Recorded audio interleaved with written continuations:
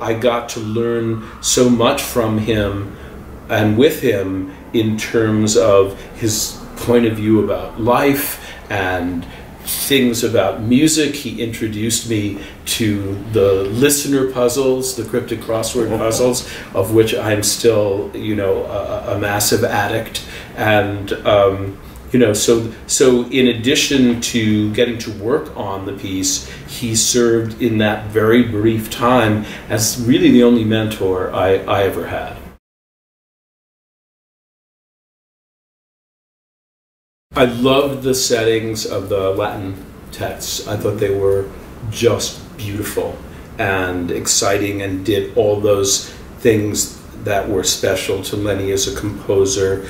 The real gift for melody and harmony, but the shifting rhythms that just seemed completely natural and completely to come out of the text themselves. And yet, if you looked at them on the page, were like a different time signature every bar, but to the ear they don't land like that. And I really loved those, and that existed from the beginning. If I had any sort of reservations about the music per se, it was the sort of pop areas, because we were in 1971 and Lenny's point of view about pop was kind of late 50s, early 60s. So it didn't sound to me right of the time.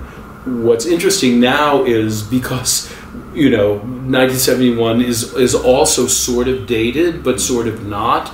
All the pop sections now to me sound completely natural, and you know, I don't have any sort of response to how contemporary they are or not.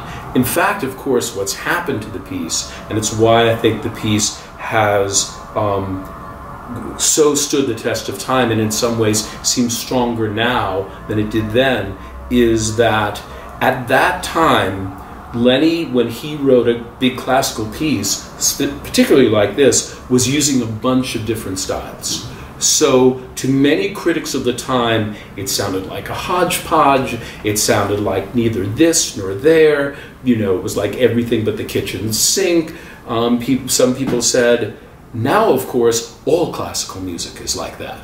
All classical music is this compendium of styles, and you know, jazz and pop and 12-tone and classical, you know, classical, all mushed together in different ways. And this is where classical music has come. But Lenny was ahead of that, and he was particularly ahead of that in Mass. So I think that to some, you know, classically critical ears of the time, it just didn't make sense to them. Now it makes a lot more sense.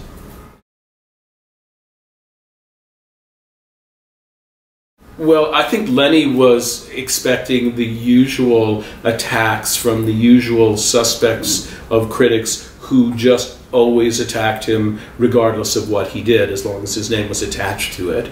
There were, of course, other people who lionized him and sort of tended to give him the benefit of the doubt, but I think he was, you know, certainly expecting that he would be attacked the way he was always attacked.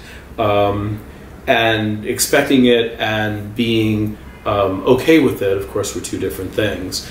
I was 23 years old. I didn't know anything. I certainly didn't know what to expect.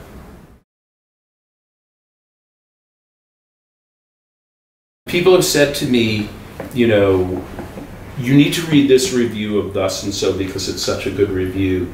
And I said, I say I absolutely will not read it. Because in some ways good reviews are more destructive than bad reviews, because you start to hunger for them. And then you start to see what you're doing through other people's eyes and hear from other people's voices. And Lenny was one of the people who taught me, try to avoid that if you can. And you know, he was self-aware, obviously, when he said it. And it was sort of apropos of what we were discussing earlier, that he saw in the celebrant a kind of mirror of his own journey, how he had started out with this sort of semi-naive freshness and enthusiasm and romanticism, if you will, and that it had become encumbered over time by his perception of his own role in the world. And this was him speaking exactly to that.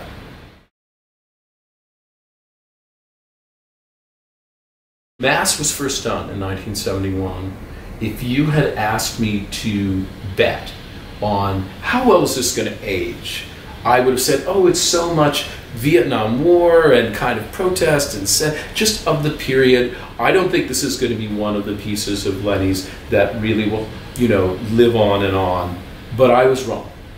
It really has aged enormously, and to me, surprisingly well. And it has to do with the fact that musically, how he was thinking about classical music, or whatever you want to call it, was ahead of its time, and now time has caught up.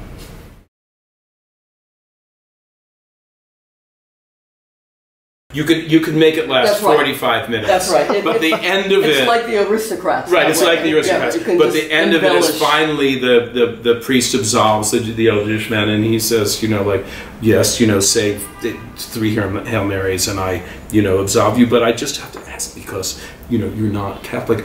Why are you telling me this? And that's the punchline. I'm telling you. Everybody. I'm telling everybody. So yes, that became became appropriate for so many situations. For so many situations. Exactly.